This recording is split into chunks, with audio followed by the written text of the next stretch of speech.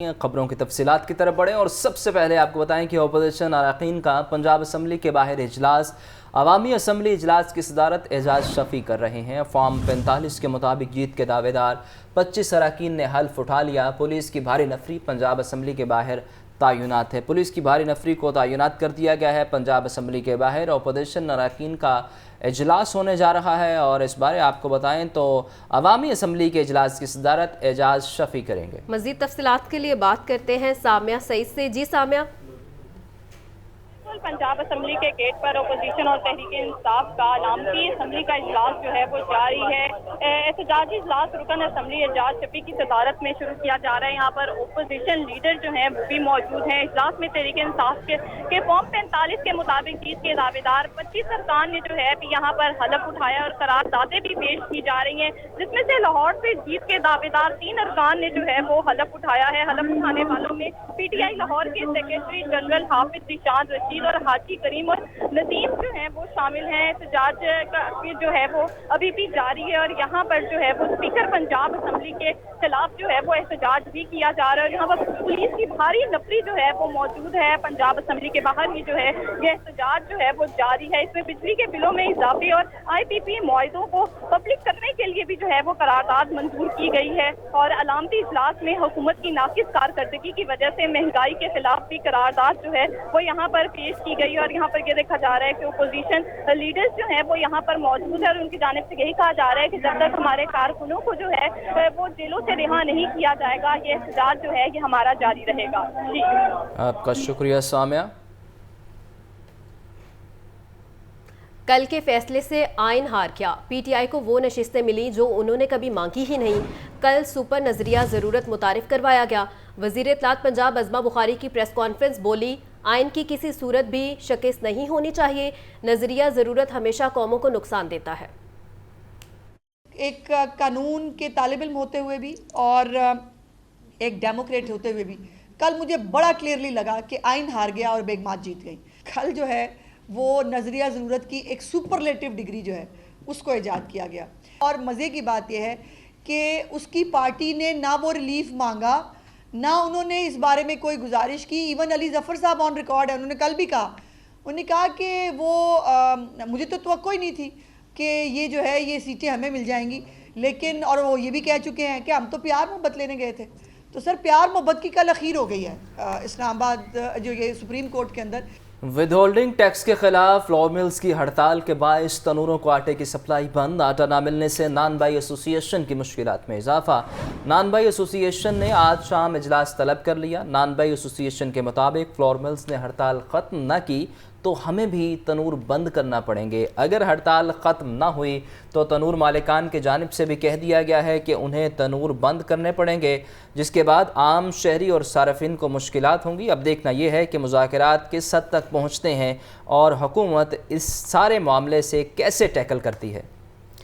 With holding tax के खिलाफ flour mills की हड़ताल के बायस तनूरों को आटे की सप्लाई बंद और आटा न मिलने से नानबाई एसोसिएशन की मुश्किलात में इजाफा होने लगा।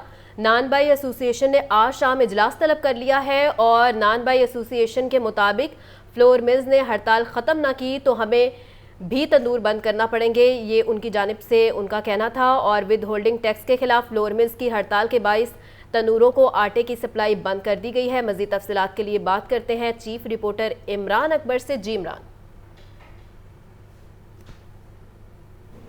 दरख्शां देखें, चूँकि इस वक्त मामला है विद होल्डिंग टैक्स एजेंट बनने का और इसी सिलसिले में मिल्स होल्डर ने जो है वो तमाम इंडस्ट्री को बंद किया हुआ है, ताले लगाए हुए हैं, बैनर्स वेज़ा किए हुए हैं और इसी सिलसिले में लाहौर समेत मुल्क भर में हड़ताल जारी है। फ्लोर मिलिंग समेत रिटेलर और इसके साथ साथ होल सेलर्स ने भी जो है तालाबंदी की हुई है और जिसके असरात अब निचली सतह पे आएंगे और आहिस्ता आहिस्ता मुश्किलात में इजाफा होना शुरू हो जाएगा। चूँकि एक फ्लोर मिलर के मुताबिक जब भी कोई दुकानदार या होल सेलर या रिटेलर आटा मंगवाते हैं तो उनके पास तकरीबन 6 से 7 दिन का जो है वो माल मौजूद होता है। 6 से 7 दिन बाद दोबारा से वो माल लेने आते हैं।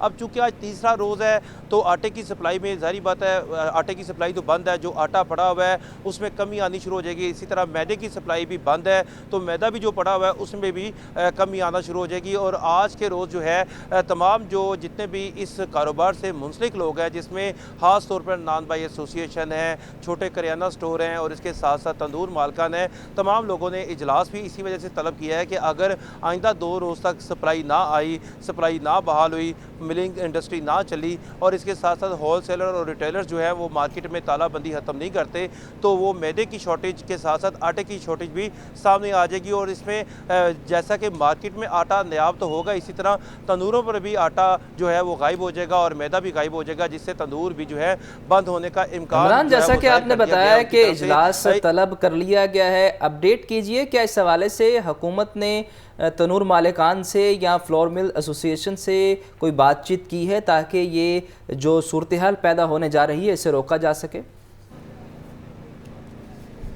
देखिए, फ्लोर मिलिंग जो एजेंसी है, इंडस्ट्री है, उनके साथ तो परसों के रोज़ वज़ीर खुराक बिलाल यासीन की वजह से जो है चेयरमैन FBR ने जूम मीटिंग की, जिसमें उन्होंने उनकी बात तो सुनी मगर उस पर कोई आगे से जवाब नहीं दिया और साफ साफ यही कहा कि अब चूँकि विद होल्डिंग टैक्स जो है वो नाफिजुल अमल हो चुका है 2024 और 25 के बजट में, इसमें हम कुछ नहीं कर सकते। इसके बाद जो है फ्लोर मिलर्स ने जो है मुकम्मल तौर पर गैर मुअय्यना मुद्दत के लिए सोच लिया कि अगर ये टैक्स ख़त्म नहीं होता तो हम गैर मुअय्यना मुद्दत के लिए ये इंडस्ट्री को बंद रखेंगे। हाँ, उन्होंने कहा कि दूसरा हल सिर्फ़ और सिर्फ पंजाब हुकूमत के पास है। अगर वो 10 किलो आटे का थैला 900 रुपये और 20 किलो आटे का थैला 1850 से बढ़ाकर दोनों जो आइटम्स हैं 10 किलो और 20 किलो के आटे के थैले में 150 से 200 रुपये का इजाफा करें, तब जाके इंडस्ट्री में ये पैदा होगा। क्योंकि उन्होंने कहा कि अगर विद होल्डिंग टैक्स एजेंट बनना है, छोटे दुकानदार से पैसे इकट्ठे करके होल सेलर्स ने हमें देने हैं, तो ये हमारी रोज़ाना की बहस होगी होल सेलर के साथ, रिटेलर्स के साथ और रिटेलर्स की करियाना एसोसिएशन के साथ।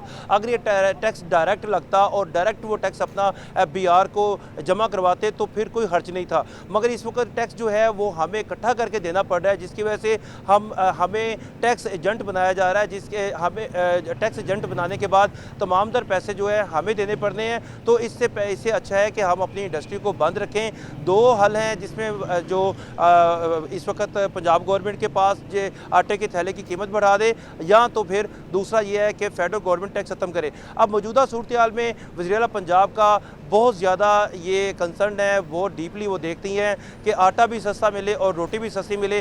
पंजाब हुकूमत ने 100 दिन की कारकर्दगी में सबसे अच्छा काम ये किया कि आटे को सस्ता कर दिया, गंदम ओपन मार्केट में सस्ती कर दी और उसके बाद जो है रोटी भी 14 रुपये की शहर में बिकना शुरू हो गई और सारे तंदूरों पर रोटी जो है वो 14 रुपये की बिकनी शुरू हो गई। बड़ा अच्छा इनिशिएटिव था, जो कि इस इनिशिएटिव को जो है अगर आटा नहीं आता तो एकदम रोटी जो है वो ऊपर जाएगी, 20 से 25 रुपये की हो जाएगी, क्योंकि आटा मार्केट से गायब हो जाएगा। कुछ तंदूर अगर खुलेंगे भी तो वो रोटी जो है वो महंगी बेचेंगे। इसी तरह किसी करियाना स्टोर पे के पास आटा मौजूद होगा तो वो भी जो है आटा महंगा बेचेगा। मगर मौजूदा सूरत हाल में आज 1 बजे वज़ीर आला पंजाब ने चीफ सेक्रेटरी की सरबराही में जूम मीटिंग में जो है आटे के ऊपर एक बड़ा इजलास बुलाया है, जिसमें बाकायदा तौर पर फैसला किया जाएगा कि फ्लोर मिलर से मिलें खुलवाने के हवाले से क्या जो है वो तरीक़ाकार अपनाना है, क्या फेडरल गवर्नमेंट के साथ रब्ता करना है, जिसमें वज़ीर आला पंजाब जो है इस इजलास को खुद चेयर करेंगी 1 बजे। और उसमें जूम मीटिंग में बाकायदा तौर पर चीफ सेक्रेटरी पंजाब, तमाम पंजाब के DCs को, सेक्रेटरी फूड को, डायरेक्टर फूड को और इसके साथ साथ तमाम जितने भी नुमाइंदे हैं उनको इस मीटिंग में जूम मीटिंग में लिया जाएगा और उनसे पूछा जाएगा कि इस वक्त पंजाब भर में जो 1100 फ्लोर मिल्स हैं वो कितना आटा दे रही थी। एक इतला के मुताबिक फ्लोर मिलिंग इंडस्ट्री की आदादोशुमार के मुताबिक 40 से 45 हज़ार टन जो आटा है वो पंजाब में फ्लोर मिलिंग इंडस्ट्री जो है वो मुख्तलिफ करियाना स्टोर्स को, रिटेलर्स को, होल सेलर्स को दे रही थी। मगर मौजूदा सूरत हाल में आज का इजलास काफ़ी जो है अहमियत का हामिल है कि आज के इजलास में ये पता चलेगा कि फ्लोर मिलर्स पर प्रेशर डालकर ये क्या इंडस्ट्री को खुलवाना है या फेडरल गवर्नमेंट के साथ बातचीत करनी है कि इनके टैक्स के ऊपर कोई राय रखी जाए। चूँकि ये खाने पीने की इजलास है, आटा एक ऐसी इजलास है कि जिसमें तमाम लोग जो है। शुक्रिया इमरान।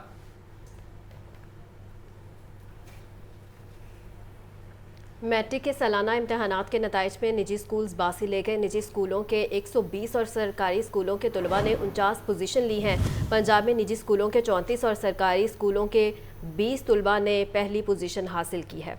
तफसीलात के लिए बात करते हैं आतिफ परवेज से। बताइए आतिफ। जी बिल्कुल, वैसे तो जो लाहौर बोर्ड की बात की जाए तो यहाँ पर पहली पोजीशन जो है वो सरकारी स्कूल के तालिबे में हासिल की, लेकिन ओवरऑल अगर पंजाब में बात की जाए और दादोशुमार देखे जाए तो निजी स्कूल के तलबा जो है वो बाकी ले गए हैं। मजमूई तौर पर जो पोजीशंस की तादाद है वो 180 के करीब है, लेकिन इसमें से 120 पोजीशन जो है वो निजी स्कूलों से ताल्लुक रखने वाले तलबा ने हासिल किए। सरकारी स्कूलों के तलबा ने 59 पोजीशन हासिल किए हैं। पंजाब भर में प्राइवेट स्कूलों के 34 और सरकारी स्कूलों के 20 तलबा ने पहली पोजीशन हासिल की। निजी स्कूलों के तलबा ने 34 दूसरी, और जबकि अगर सरकारी स्कूलों के तलबा की बात की जाए तो उन्होंने 22 दूसरी पोजीशन हासिल की हैं। तीसरी पोजीशन में जो निजी स्कूल्स के तलबा आगे हैं और बड़े नंबर से आगे हैं। 52 पोजीशन जो है तीसरी वो निजी स्कूलों के तलबा ने हासिल की हैं, जबकि 17 तीसरी पोजीशन जो है वो सरकारी स्कूलों के तलबा के नाम आई है। मजमूई तौर पर तमाम तालीमी बोर्ड में पहली, दूसरी और तीसरी 179 के करीब जो पोजीशन थी, इनमें से जो मजमूई तौर पर 120 पोजीशन निजी शोबे के तलबा ने हासिल की। सरकारी स्कूलों ने सबसे ज्यादा 12 पोजीशन सरगोदा बोर्ड में हासिल की हैं, जबकि निजी स्कूलों की बात की जाए तो साहिवाल और फैसलाबाद बोर्ड में 17 पोजीशन निजी स्कूलों के तलबा ने हासिल की हैं। जी बहुत शुक्रिया आतिफ। आगे बढ़े और आपको बताएं कि मेट्रो ऑरेंज ट्रेन की तामीर के दौरान मुबैना बेज़ाब्तियों की तहकीकात जारी। ठेकेदार को नवाजने पर तफ्तीश का दायरा कार मजीद वसी। नैब ने सरकारी अराजी से मुतल्लिक तफसीलात तलब कर ली। ऑरेंज ट्रेन पर तामीराती काम के लिए मुल्तान रोड पर चुबुजी पार्क का बतौर कास्टिंग यार्ड इस्तेमाल किया गया। मजीद तफसीलात के लिए बात करते हैं ज़ैनुल आबिदीन से। जी Jain. Metro orange line train की तमीर के दौरान मुबैना तौर पर जो बेज़ाब्तियाँ की गई उनकी तहकीकात जारी हैं। इसी तनाजुर में ऑरेंज ट्रेन में ठेकेदारों को नवाजने पर तफ्तीश का दायरा कार वसी कर दिया गया है। ऑरेंज ट्रेन की तमीर के दौरान इस्तेमाल होने वाली सरकारी अराजी से मुतल्लिक भी तफसीलात तलब कर ली गई हैं। ट्रेन पर तामीराती काम के लिए मुल्तान रोड पर चुबुजी पार्क का बतौर कास्टिंग यार्ड इस्तेमाल किया गया। नैब ने कास्टिंग यार्ड निजी कॉन्ट्रैक्टर को हवाले करने से मुतल्लिक रिकॉर्ड तलब कर लिया। जराये के मुताबिक ऑरेंज ट्रेन के पहले कॉन्ट्रैक्ट के तहत कास्टिंग यार्ड मकबूल कॉल्सन्स को दिया गया। मकबूल कॉल्सन्स को ब्लैक लिस्ट डिक्लेयर करने के बाद ये कास्टिंग यार्ड जेड के भी कंपनी के हवाले कर दिया, लेकिन सरकारी अराजी निजी कॉन्ट्रैक्टर कंपनी के हवाले करने से मुतल्लिक कोई मुआवजा नहीं किया गया और बगैर मुआवजे के 4 साल से जायद सरकारी अराजी का इस्तेमाल किया गया। नैब ने प्रोजेक्ट डायरेक्टर ऑरेंज ट्रेन से 4 सवालात के जवाब तलब कर लिए हैं। आपका बहुत शुक्रिया ज़ैनुल आबिदीन। एटीसी जज सरगोदा को हरासा करने का यह केस है। पुलिस अफसरान के खिलाफ तौहीन अदालत के शोकाज नोटिस के खिलाफ इंट्रा कोर्ट अपील खारिज। जस्टिस असद जावेद घराल और जस्टिस अली ज़िया बाजवा पर मुश्तमिल बेंच ने फैसला सुनाया है। तो आपको बता रहे हैं एटीसी जज सरगोदा को हरासा करने का यह केस है और पुलिस अफसरान के खिलाफ तौहीन अदालत के शोकाज नोटिस के खिलाफ इंट्रा कोर्ट अपील खारिज। इंट्रा कोर्ट अपील को खारिज कर दिया गया है। एटीसी जज सरगोदा को हिरासा करने का केस है, उस बारे आपको अपडेट कर रहे हैं। जस्टिस असद जावेद घुराल और अली ज़िया बाजवा पर मुश्तमिल बेंच ने समाअत की है एटीसी जज सरगोदा को हिरासा करने का केस। आपको बताएं कि पुलिस ऑफिसर के खिलाफ तौहीन अदालत के शोकाज नोटिस के खिलाफ इंट्रा कोर्ट अपील खारिज कर दी गई है और ये फैसला जस्टिस असद जावेद घुराल और जस्टिस अली ज़िया बाजवा पर मुश्तमिल बेंच ने सुनाया है। जस्टिस असद जावेद घराल और जस्टिस अली ज़िया बाजवा पर मुश्तमिल बेंच ने फैसला सुनाया है एटीसी जज सरगोदा को हरासा करने का यह केस है। बारिश से मुतासरा बिजली का तरसीली निज़ाम ताहाल मुकम्मल बहाल न हो सका। शहर के मुख्तलिफ इलाकों में ट्रांसफार्मर जलने और दीगर तकनीकी खराबियों की भरमार है। लेस्को के 40 फीडर से बिजली बंद है। जराये के मुताबिक गढ़ी शाहू, शालीमार समेत इलाकों में रात भर बिजली बंद रही है। तफसीलात के लिए बात करते हैं फ़हद अमीन से। बताइए फ़हद। जी बिल्कुल, गुज़िश्ता रोज़ शहर लाहौर में जो है वो शदीद बारिश हुई, जिसके बायस लेस्को का तरसीली निज़ाम भी जो है वो बुरी तरह मुतासर हुआ। लेस्को के 330 से ज़ायद फीडर जो है वो ट्रिप हुए। ताहाल जो है वो लेस्को का जो है वो तरसीली निज़ाम है मुकम्मल तौर पर बहाल नहीं हो सका। शहर के मुख्तलिफ इलाकों में ट्रांसफार्मर जलने और दीगर तकनीकी खराबियों की जो है वो भरमार है और तकनीकी खराबियों और ट्रांसफार्मर जलने के बायस मुतअद्दिद इलाकों में बिजली की आंख चोली का सिलसिला जारी है। जराये का कहना है कि इस वक्त भी लेस्को के 46 फीडर से जो है वो बिजली बंद है। लेस्को का अमला फीडर बहाल करने में मसरूफ है, जबकि इंफरादी शिकायत को जो है वो नजरअंदाज कर दिया जाता है। ट्रांसफार्मर खराब होने पर इस इलाके को सिस्टम से निकाल कर फीडर जो है वो बहाल कर दिया जाता है, जिसके बायस जो है वो जिस इलाके का ट्रांसफार्मर जलता है वहां पर जो है वो कई घंटे तक बिजली बंद रहती है। जराये का ये कहना है कि जिन इलाकों में ट्रांसफार्मर खराब है वहाँ रात भर बिजली जो है वो बंद रही है।